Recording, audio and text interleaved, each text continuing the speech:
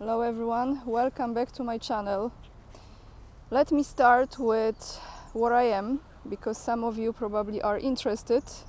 This is the church in which Pushkin got married. I have shown you this place several times in my previous older videos, and actually I even showed you inside of this church. So if I find that video again, I may attach the link down below. Those of you who have seen that video, maybe you can also find it and put in the comments down below. So beautiful day today, guys. It's not raining. Yesterday the rain was on and off pretty much all day. But my station here is ready with the news for you. Well, the first and foremost, the most important news, the breaking news to share with you is that I have officially published the book with Scott Ritter. Yes, we have collaborated on a book together. Scott has offered me this collaboration, and when he did that, I was, well, surprised is an understatement. I was very, very honored and very grateful for this opportunity. I wasn't sure if this will be something that he will be happy with, but the idea of the book was fantastic, was very different. And we started to work on this project for over a year ago, I think almost a year and a half, if I'm not mistaken with the dates. Nevertheless, this is something very special to me and to Scott, because this book is based on questions that I have asked Scott during my interviews with him. Scott told me to pick up those questions, and I did. I picked up several questions, then he gave the answers. So those are the chapters. However, each chapter starts with Scott describing the current situation in the time when I was asking those questions, how the situation in Ukraine, because the book is about the conflict in Ukraine. Of course, it also covers other aspects that are related to it, the economies in Europe, etc. And of course, the United States, the effect it had on this conflict and still has. But the chapters end with the code. So when you scan this code, some of you know what this code is about. You just take your phone, scan it, and it takes you directly to the very video in which I was asking that question, and Scott gave the answer. I think it's a pretty neat, pretty cool, very much on time concept of the book. Almost historical book at this point, and I'm sure those of you who have been following Scott and my work as well will appreciate this. I appreciate your support. I'm very, very grateful that Scott offered me this project. And my dream is, from the profits of this book, to buy my own place. So we see how this goes. I hope it will be well. And it doesn't have to be a big place, by the way. I'm happy with a cute little house with some garden outside where I can plant some beautiful flowers and maybe some vegetables and herbs. And yeah, links are down below this video, guys. I am not really good promoter. I had some challenges with promoting stuff, which is, it's, you know, I feel like a little bit awkward sometimes talking about things like this, but this is such a big deal for me that if you buy it, it will mean a lot. The links are down below this video. You can buy the paperback already. Ultimately, I would like to sign this book with Scott. We see how we can manage that. Probably this will be, well, not probably, it will be translated into at least, I think, 6, if not 7 languages. So it will be in other countries as well. For now it's in English. And you have this on Clarity Press website, and then you also have on Amazon. I think you can already pre-order it. And you don't need the audiobook, like I said in the video that I have posted today, because you already have the interview, so we covered that. I will be repeating about this project probably in the next many videos, because this is something that, as you know, I don't sell any other products. All of my books have been removed a year ago because the last step in accepting the self-publishing on Amazon was done from Russia. Well, I am again here a year later. So I lost all of my books, 3 books for children and 1 novel that I have self-published myself.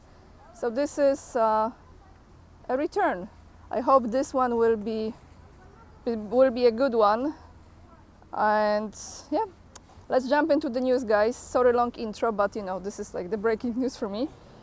I have how many topics? Well, I have topics about EU. Very cool comment from someone also about Ursula von der Leyen. Then I have a few words about if Poland will go bankrupt before the end of this year. And then, since we are on the topic of Poland, I will tell you what shenanigans are going at the border between Poland and Germany. Yes, not Belarus this time, Germany. And the last news about what Dmitry Medvedev has just said about how things might just get worse for Ukraine. So let's start with the EU. All the articles, as always, are down below in the description box. I don't have to tell you this. Let me rest my hand. So let's start with the EU story. France, Italy, among EU nations to be reprimanded over deficits. This is from Bloomberg. France and Italy will be among 7 countries that will face a European Union infringement procedure for their excessive deficits last year. This is for 2023. The EU's executive arm, the European Commission, will on Wednesday, that is today, announce the reprimands about those countries. For those countries, now we have Spain and 3 other countries whose shortfalls exceed 3% in 2023, and they are not on the list. Now, Spain, Czech and Estonia, those countries, guys, are actually with the best situation, if I can put this way. When you click on the link, you will see the map, and on the map it shows you the colors. One is the red one, you know, alert. So, of course, who has the alert the most? Guess. Italy and Poland had already said that they were expecting to be admonished for breaching EU rules that include measures for nations with debt higher than 60% of gross domestic product, so GDP, and a budget deficit of more than 3%. Brussels then issues recommendations for bringing the shortfall under control. Countries experienced a reprieve from the EU's fiscal rules in the past years. They are suspended to allow spending leeway during the pandemic, as I call it, Schmovid, and energy crisis, as I call it, FU Russia decisions. You know, the last words, my words, right? Yeah. So they blame it on Schmovid and energy crisis due to their decision to FU Russia. For France, the announcement couldn't come at a worse time. Macron last week called snap elections, a move that spooked markets as it opens the door to as it says in this article, far-right government, or at least a fraction parliament that could struggle to pass economic and fiscal legislation. Top on the list, this is from me now, so top on the list, I'm trying to sit the way that you have the view, but it's a bit challenging. Okay, top on this list, in this red color, you have Italy, Hungary, Romania, you have also Poland and France. Let's say one of the lightest colors, so I think it means like not that bad situation, is Ireland, Denmark, Cyprus and Portugal. Now, a comment from the viewer, which is quite relevant to this kumbaya situation here in EU, is from Antoinette, from yesterday, from my solo video. Breaking news, it is not a secret anymore. The EU top will have a private dinner with 27 leaders of the countries next week behind closed doors in Brussels. And they have just one person, which they will give another 5 years behind closed doors in Brussels. That person will be Ursula von der Leyen. Here is Leyen, right? It's von der Leyen. I call her Ursula the Witch because she takes the voice away from the EU countries which I compared to Little Mermaid movie.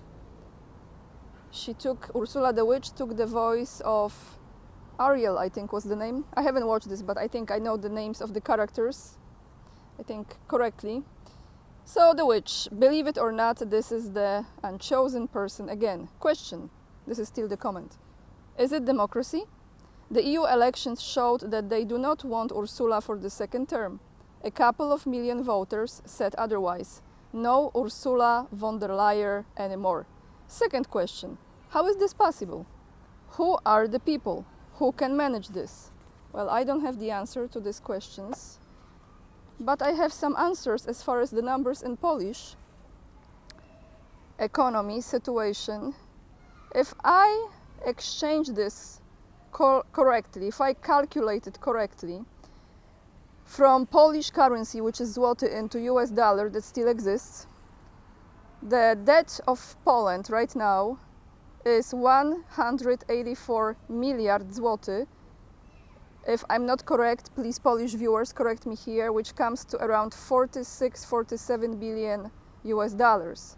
And this is just, I think, the tip of the iceberg, because there is much more than that. So it looks like Poland might go bankrupt before the end of this year. But you know, it's like when you help everyone, and it's like on the plane, you have to put the oxygen mask on your face first, right? Because otherwise, the baby is crying there or aggravated with something, maybe with Polish debt. So yeah, it's like helping everyone, absolutely helping everyone. And since we are on the topic of helping, guys, let me tell you how they are fooling people, how they are lying to people. I give you a quick description of the story first, and then we will go into the article from German newspaper, ZDF Heute, which is ZDF Today, from the German side what took place. So there was a video circulating on Polish channels, and actually even Tusk, our new/old prime minister, was addressing this. This video was showing how the German police was at the border with Poland, German Polizei, and they were releasing some refugees and allowing them to cross the border with Poland. And that looked like that Germans were just pushing out from Germany the refugees into Poland, into Polish, state, right? Well, oh well, Tusk said this was an unacceptable incident. However, there is more to the story. And I will read you this article because this shows you the hypocrisy. And if someone tells me that Tusk is good and he's like, wants the best for the country, someone left this comment yesterday. With all the respect to you, I don't agree. Let's just be diplomatic here. So let me read you what's happening. ZDF Heute from today. Poland's border guard outraged by federal police. German officials are said to have brought Afghans to Poland without consultation. So this was the version that was circulating in Poland. Prime Minister Donald Tusk speaks of an unacceptable incident. So the federal police defend their actions. Now this is from the German Federal Police. Poland's Prime Minister Donald Tusk announced that he wanted to talk to German Chancellor Olaf Scholz about the unacceptable incident on the sidelines of the informal EU summit. Poland's border guard has accused the federal police of bringing asylum seekers from Afghanistan across the border without consultation and dropping them off on the Polish side. You can see in this video there is a car, Polizei, they are driving, stop by the border, release the people, and off they go. The transfer of the foreigners to Poland to the village of Osinów Dolny by the German police took place in violation of the principles of cooperating between the two agencies of the Transfer Act. This was the post on X platform posted by the border guard on Monday, Polish border guard on Monday, so 2 days ago. Earlier, Polish media has reported, citing eyewitness, that on Friday a German police car had appeared in the village of Osinów Dolny near the border and left a migrant family there.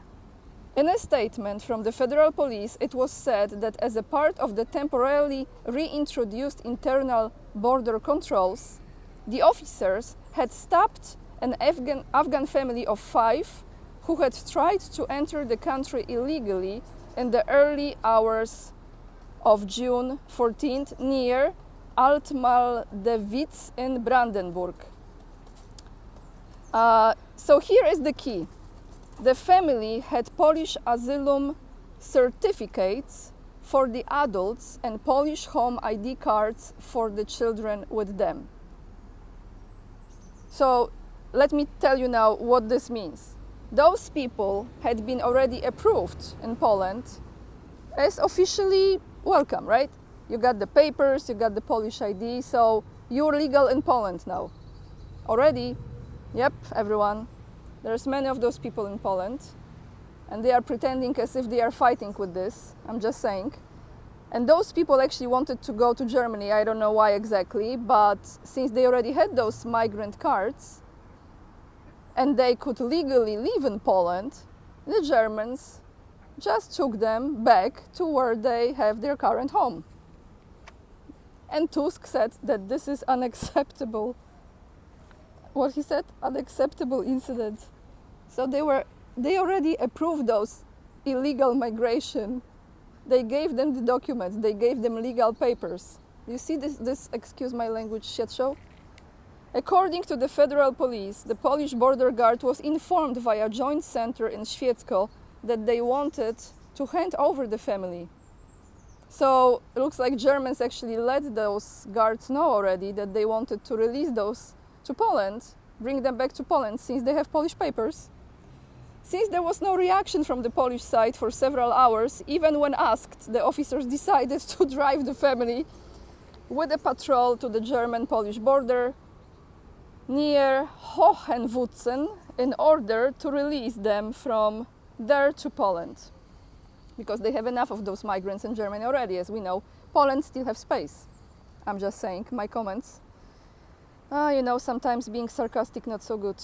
On the way, the children of the family complained of feeling unwell, which is why the federal police officers headed for a pharmacy in the village of Osinów Dolny to provide first aid. Since the children's mother had forgotten her cell phone at the federal police station, she was taken back to Brandenburg in a patrol car and then back to Poland to her family. The incident is being intensively followed up with the Polish colleagues, according to the statement of the federal police. The Polish border guard said that on Tuesday its top would exchange views with the leadership of the federal police. So there you have it, guys, how they twisted the story in Poland. Oh, Germans are pushing the illegal migrants from Afghanistan, the family, they just throw them over the border, they drive the car, you see? No. They have already been approved by the Polish officials and they got the papers, and then it looks like Germans could not connect with the Polish side to come to some agreement in this case. I'm telling you guys, they are lying, publicly lying to people.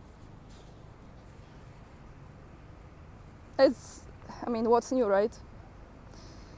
And we will end this video with words from Dmitry Medvedev. This is from TASS, from today. Medvedev said, Kiev better accept Russia's peace proposal or face worse outcomes.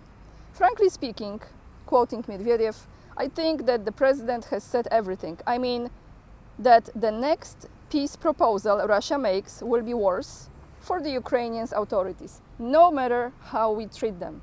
Now they have the opportunity to consider Vladimir Vladimirovich Putin's peace proposal and at least try to make peace and end this part of this conflict. He said this to the reporters. Otherwise, according to Medvedev, the Russian offensive will continue. quoting him again, and it will be difficult to say where the lines of the buffer zone and the Russian President Vladimir Putin mentioned will be. It's very likely that all this will not work to the benefit of the current Ukrainian authorities, so they have to hurry while they still can, he added. However, according to the officials, Kiev has already responded with a refusal at the conference in Switzerland, rejecting any proposals from the outset, taking the discussion back to the very beginning in vain. So it will be worst from now on, he concluded. Guys, what do you mean? What does he mean by worst? What do you think? They will extend the buffer zones, I think. So guys, that's all I have for you for today. Let me end this video with this view behind me. Beautiful view. And I will see you maybe tomorrow. I have to take a little break, to be honest. If not tomorrow, the day after. Scheduling some great interviews for the next week with great guests for the first time. I wish you a wonderful day. Make sure to hit this like. Leave the comments down below. Subscribe, like, share. Please support my work by ordering the book if you haven't already. Join me on Locals. Follow me on Instagram. Join my mailing list as well. Sorry for the noise, but we are back in Moscow, so that will be daily reality. What else is there? You have all the links down below. Buy me a coffee. And with this being said, everyone, lots of love. And remember, we are the leading edge and we are saving humanity. Bye, everyone.